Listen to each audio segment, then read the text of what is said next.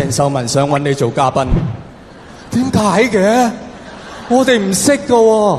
然後我上網，我睇 YouTube， 哇！所有鄭秀文嘅嘉賓都係同佢好有關係嘅噃，係咪？個個都有關係嘅。直到我睇到一個，哦，呢個衰過我揾到有人墊底啊！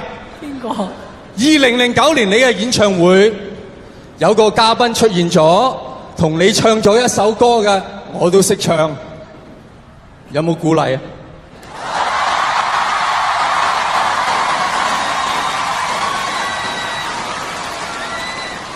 我係唔使音樂嘅，因為係冇音樂嗰陣時，我係最有音樂感嘅。我唱呢首歌，睇下大家知唔知係邊個唱嘅，同埋大家睇住我點樣唱嚇。若愛上你怎麼講？夢裡迷呀說話，如我每天總偷偷摸你定係想你㗎？想使乜偷偷上啫？光明正大咁上，你都唔知我想啊？係喎，冇錯，係咪啊？因為冇意思啊呢句歌詞，但係最深尾佢兜翻嘅。我偷偷的想你，這應否算是傻？邊個唱嘅？許志安，你話係咪離譜？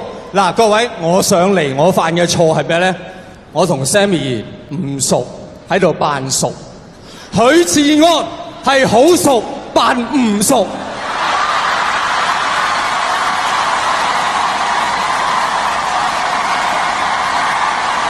有冇嚟咗？喺邊度啊？我試下。點解我咁講？大家睇到我頭先唱呢首情歌嚟啊嘛，係咪對唱啊嘛？梗係越唱就越埋㗎啦。當時許志安上台唔係㗎喎，由頭到尾企喺呢度，然後我揾把尺喺 YouTube 度度佢啊。佢同鄭秀文嘅距離係平均15尺，做咩啊？好生寶啊！而佢同葉德嫻又一齊唱一首歌，平均距離係8尺，咁係咪扮生寶啊？